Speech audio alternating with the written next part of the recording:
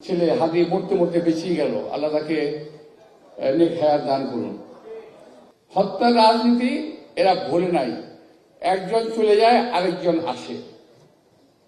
এখন আবার সেই ৭১-এর পুরনো সেই গোষ্ঠী নতুন রূপে বাংলাদেশে অভিজ্ঞত হয়েছে। অনেকেই মানতে চান না, স্বীকার করতে চান না।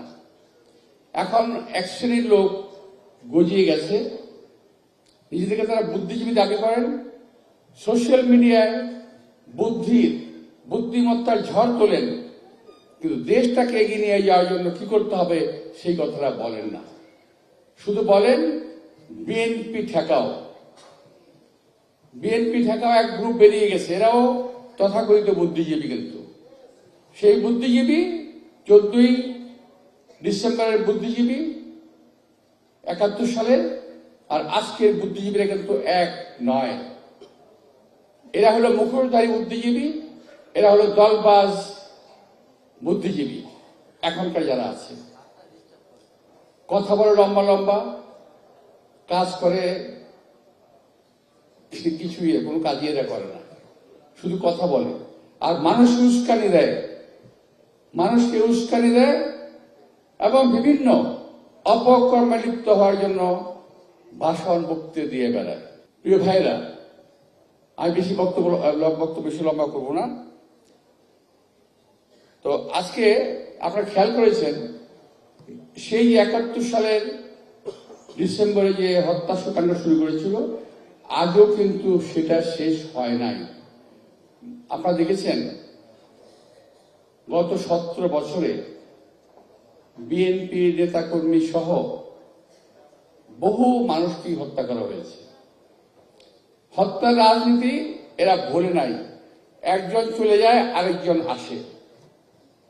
এখন আবার সেই ৭১-এর পুরনো সেই গোষ্ঠী নতুন রূপে বাংলাদেশে অভিজ্ঞত হয়েছে। আপনারা খেয়াল করে দেখেন গতকালের একটি ঘটনা, গতকাল পরশুদিনের ঘটনা, তাই না? এই যে পরশুদিনের ঘটনা খেয়াল করে দেখেন, একটি অপ্রয়োজনীয় ঘটনা, কোনো প্রয়োজন ছিল না একটা মানুষকে গুলি করার কিংবা হত্যার উদ্দেশ্যে গুলি করার কোনো প্রয়োজন ছিল না। এই দেশে বহু নির্বাচন আসছে, বহু নির্বাচন যাবে, কিন্তু এই ধরনের কাজগুলো যারা করে তারা কিন্তু চিহ্নিত একটি দল। এই ধরনের অপকর্মগুলো যারা করে তারা চিহ্নিত দল। এই দলটি বাংলাদেশকে কখনোই শান্তিতে থাকতে দেবে না, কখনোই না।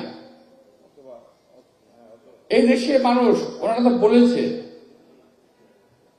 কেউ ভোট দিক বা না দিক ওনাদেরকে ক্ষমতায় যেতেই হবে। দেখেছেন না সোশ্যাল মিডিয়ায়? ওনাদের ক্ষমতায় যেতেই হবে। কি করবেন ক্ষমতায় গিয়ে তা তো বলছেন না।